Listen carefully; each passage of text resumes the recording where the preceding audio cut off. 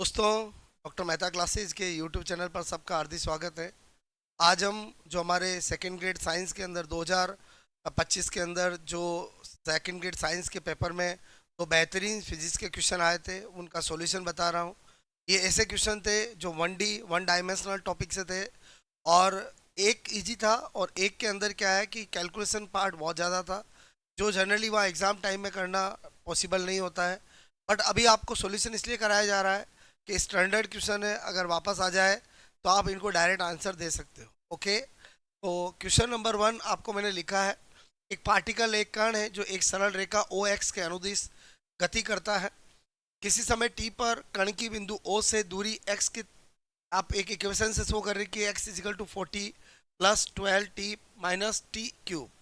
यहाँ टी समय में एक्स मीटर है, टी समय और एक्स मीटर है, तो विराम में आने से पहले कण द्वारा तय गई दूरी क्या होगी। तो यहाँ पर आपसे एक्चुअली एक्स की इक्वेशन तो दे रखी है, बट आपको पूछा गया है जब वो रेस्ट में आएगा तब वो दूरी क्या होगी। तो हमें सबसे पहले तो यहाँ पर ये टाइम निकालना पड़ेगा। तो टाइम कैसे निकाल सकते हैं, तो हमने देखा कि हमें ये दे रखा है कि यहाँ पर एक कण एक सरल रेखा ओ एक्स के अनुदिश गति करता है, समय टी के साथ कण का ये है, और जब वो विराम में आने पर इसका मतलब हुआ कि हमें वेलोसिटी जीरो ला करके टाइम निकालना है। तो v इजिकल टू जीरो, तो हम इसका डिफ्रेंशिएशन इक्वेशन करेंगे। तो v वेलोसिटी क्या होता है, चेंज ऑफ रेट ऑफ आपका डिस्प्लेसमेंट, तो dx अपॉन dt करेंगे। तो यहाँ पर 40 12t माइनस टी क्यू का डिफ्रेंशिएशन करते हैं। तो यहाँ पर आपको मैंने यहाँ इक्वेशन लिखी है। तो 40 एक कांस्टेंट है, तो कांस्टेंट का डिफरेंशिएशन जीरो होता है। 12t का अगर डिफरेंशिएशन t के साथ करेंगे तो इसका एक रूल होता है कि जो पावर होती है वो आगे आ जाती है और एक पावर लेस कर देते हैं। तो t की पावर 1 है, तो 1 अगर आगे आएगा तो 12 रहेगा, और t की पावर 1 माइनस 1 करेंगे तो t की पावर 0 यानी 1 हो जाएगा, वो हट जाएगा। देन यहाँ t क्यूब का अगर डिफरेंशिएशन करेंगे dt के साथ, पावर आगे आ जाएगी 3 और एक पावर कम कर देंगे तो टी स्क्वायर। तो इस तरह से इसका डिफ्रेंशिएशन करने पर 0 प्लस 12 माइनस 3t स्क्वायर आया, और ये इक्वल टू वेलोसिटी, और वेलोसिटी हमें जीरो पर टाइम निकालना है। तो यहाँ वेलोसिटी मैंने जीरो कर दी। तो हमने देखा कि ये इधर जाएगा तो 3t स्क्वायर इजिकल टू 12 हो गया। तो t square equal to 12 divide by 3 करेंगे तो 4 आ जाएगा, और 4 में अगर आप टी स्क्वायर इजिकल टू 4 है तो टी इजिकल टू 2 सेकेंड हो जाएगा। यानी हमने बोलो जब ये पार्टिकल रेस्ट में आएगा तब वो समय क्या होगा वो हमने निकाल लिया। तो अगर हमने समय निकाल लिया तो इस इक्वेशन में हम इस समय को रख देंगे तो वो दूरी हमें मिल जाएगी। बोलो तो यहाँ पर मैंने कहा x इजिकल टू 40, आपका जो 12t माइनस टी क्यूब है उसमें t की जगह 2 सेकेंड रखा, और यहाँ पर t रख करके बोलो उसका क्यूब किया, तो 40 प्लस ये 24 हो गया, और 2 की पावर क्यूब यानी 8 हो गया। तो हमने क्या देखा कि 40 प्लस 24 64 हुआ, और 64 में 8 को अगर लेस किया तो ये 56 हो गया। यानी इसका आंसर 56 इज करेक्ट आंसर।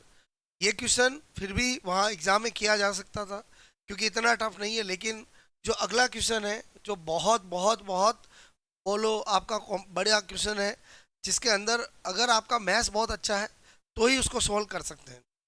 तो एक सरल से रेखीय टक्कर कोलेजन का है जिसमें प्रारंभिक चाल v0 वाला एक कण समान द्रव्यमान के एक स्थिर कण से टकराता है।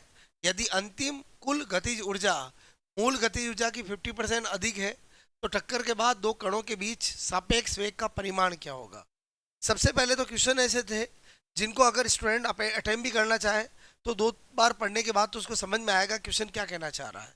तो यहाँ पर मैंने एक ड्रॉ किया है जैसा उस क्वेश्चन में कहा गया है कि एक पार्टिकल है जिसका मास m है और वो v0 वेलोसिटी मूवेबल है, और एक और पार्टिकल जिसका मास उसके इक्वल है उससे जो कि रेस्ट में है, उससे टकराता है, और टक्कर के बाद दोनों का मास v1 v2 है, और ये रिलेटिव वेलोसिटी का मुझे मैग्नीट्यूड पूछा है। क्लियर।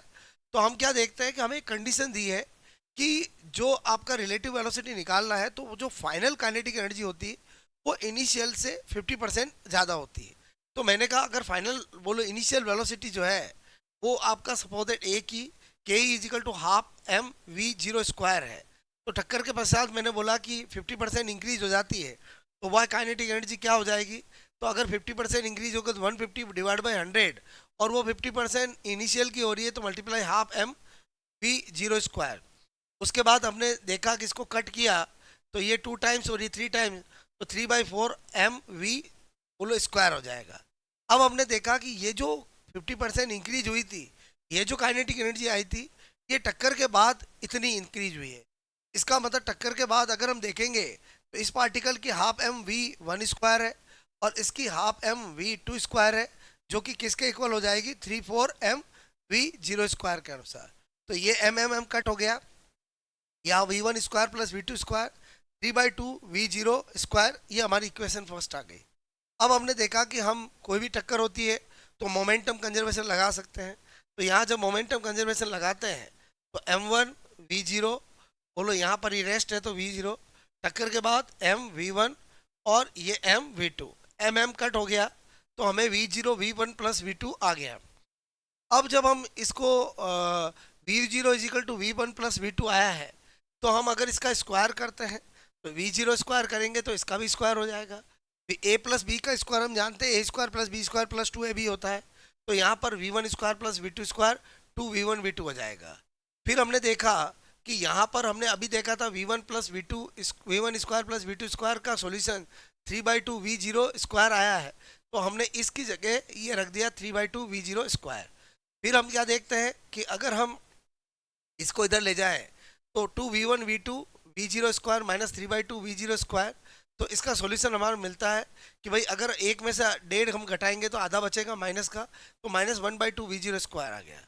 अब हमें पूछा गया था कि भाई टक्कर के बाद जो वेलोसिटी, रिलेटिव वेलोसिटी का मैग्नीट्यूड पूछा है, तो रिलेटिव वेलोसिटी मैंने कहा v1 माइनस वी2, ओके, और उसका अगर मैं स्क्वायर करूंगा तो v1 square plus V2 square 2 v1 v2। अब हमने क्या देखा, v1 square plus V2 square तो 3/2 v0 स्क्वायर है, और अभी अभी हमने देखा कि 2v1 v2 का सॉल्यूशन -1/2 v0 स्क्वायर है। तो इन दोनों वैल्यू को मैं यहाँ पर रखूँगा तो अपने को क्या पता चलता है कि v1 माइनस वी2 का जो स्क्वायर है वो आपने यहाँ पर इसकी जगह तो रख दिया 3/2 v0 स्क्वायर, माइनस को एज इट इज रहने दिया, और 2v1 v2 की जगह -1/2 बोलो v0 स्क्वायर रखा, माइनस माइनस प्लस हो गया और आपका 3/2 और 1/2 2 हो गया। अब मैग्नीट्यूड निकालूंगा तो इधर लाऊंगा तो v1 प्लस वी2, और यहाँ पर अगर इस पूरे पे रूट करेंगे तो 2 पे रूट आ जाएगा और v0 स्क्वायर रूट से v0 हो जाएगा। तो इस तरह से इस क्वेश्चन का सॉल्यूशन जो है वो 2v0 स्क्वायर होगा। बट पेपर बनाने वाले को सोचना चाहिए कि वहाँ पर जो स्टूडेंट बोलो होते हैं उनका मैथ्स इतना अच्छा नहीं होता है, प्लस क्वेश्चन की एक टाइम की लिमिटेशन होती है। ये क्वेश्चन जो है इसको अगर आप दिमाग लगा के सोल्व करते हैं तो मैंने क्या कहा, एग्ज़ाम के बाद तो कोई भी सोल्व कर सकता है, वहाँ एग्ज़ाम के टाइम पर ये क्वेश्चन करना पॉसिबल नहीं है। तो इसीलिए अगर पिछली बार जो फिजिक्स के अंदर जो क्वेश्चन आए थे उसमें 7 या 8 क्वेश्चन को छोड़ दे, बाकी सारे ऐसे क्वेश्चन थे जो वहाँ सेंटर पर वो लोग एग्ज़ाम के टाइम पे स्टूडेंट कर ही नहीं सकते थे, वो छोड़ने के थे जिनके सॉल्यूशन 2-2 3-3 4 पेज के हैं। इसीलिए इस बार सीट भी फिलअप नहीं हुई और खाली रही। तो ये चीज़ है कि ऐसे क्वेश्चन दे करके आप बोलो टाइम भी लिमिटेड होता है, प्लस एग्ज़ाम टाइम में नहीं किया जा सकता। फिर भी अभी आपको इसलिए बताया जा रहा है कि हम जब किसी भी क्वेश्चन को करते हैं तो उससे कुछ ना कुछ हमें आइडिया ज़रूर मिलता है। तो आपको इस क्वेश्चन को मैंने सॉल्यूशन बताया है तो इससे भी आपको बहुत सारा आइडिया मिला होगा। तो इसका आंसर हो जाएगा 2√2 v0।